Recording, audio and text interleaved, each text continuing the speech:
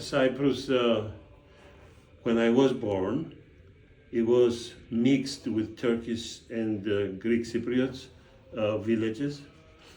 We had villages that were mixed, and some of them were only Greek or only Turkish. We have villages that are inhabited by Maronites. In 1955, the Greek Cypriots asked the British to allow them to determine their future.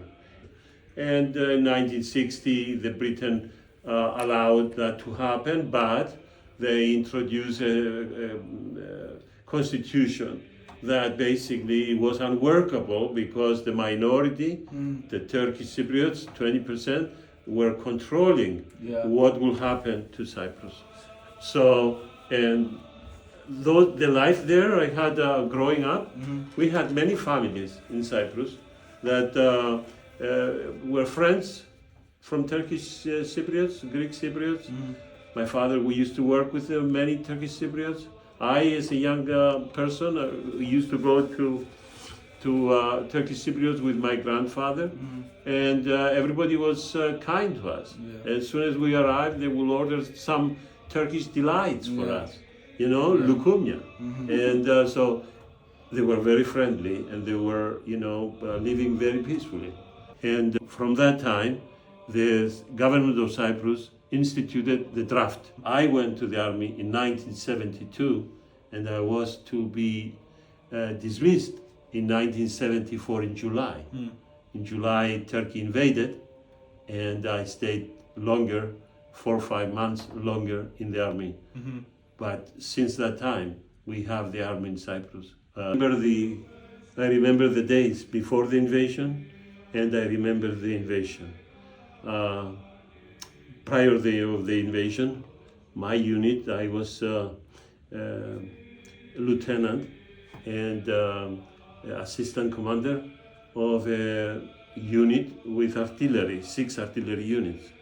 And we basically, we were sent to go to Paphos.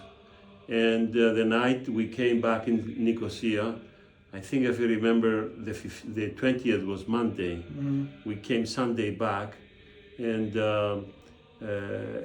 very late in the night, my commander informed me that Turkish ships are in the Bay of Kyrenia, and we should call in the units, the reservists. And so we did that, and then in the morning, about between 5 and 6 o'clock in the morning, we were attacked by planes. At that time, at that day, very moment, we lost 3 of our soldiers, which I saw terribly injured from rockets. And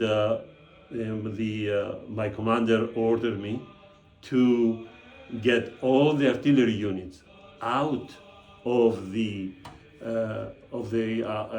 place that we were stationed, and take them to a place predetermined that it was safer. We didn't want the planes to destroy our cannons. After the invasion, Turkish Cypriots who knew and worked and lived with the Greek Cypriots had very good relationships. I see, as a consul, I see Turkish Cypriots younger than me coming to my office in order to apply for a citizenship. And they described to me, I asked them, how is life in the occupied Cyprus? And they testify that basically it's no longer the same. Turkey has brought people from Anatolia and other places that they have different culture. The culture of the Turkish Cypriots was not very religious.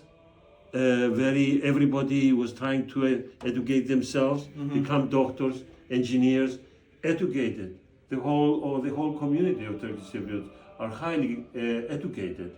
I think the younger people, I tell my kids, you have to be, you watch history happening today, tomorrow, and basically you need to, or it's good for the young people to be aware of injustices happen, and be aware that they had, or we all have a responsibility to do the best we can and not allow injustices. I give you an example.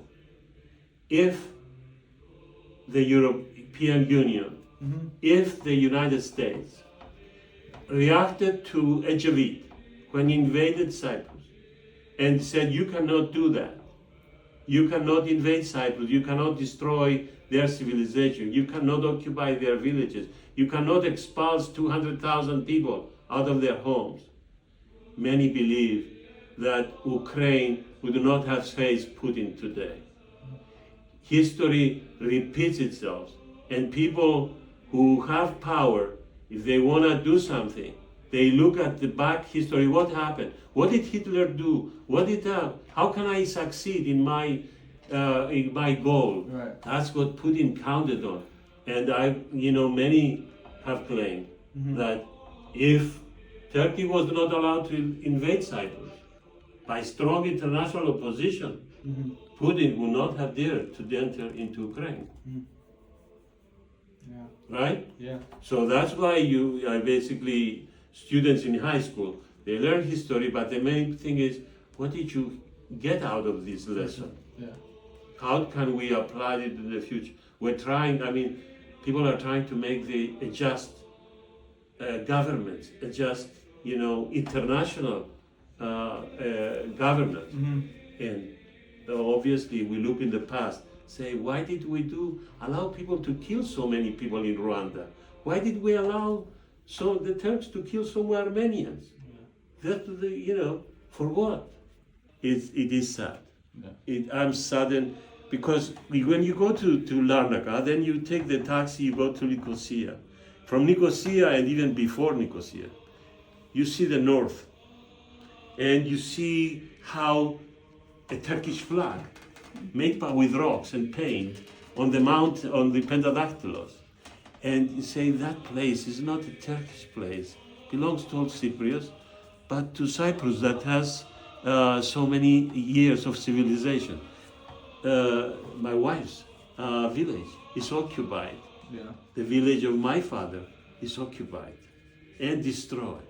So that makes you, yes, years have passed, but still you are sad watching and say, I wish I could go. It may not be the prettiest place in the world, but it's mine to allow happen. Right. We do not want to forget, especially in this 21st century, that basically people are seeking freedom all over the world.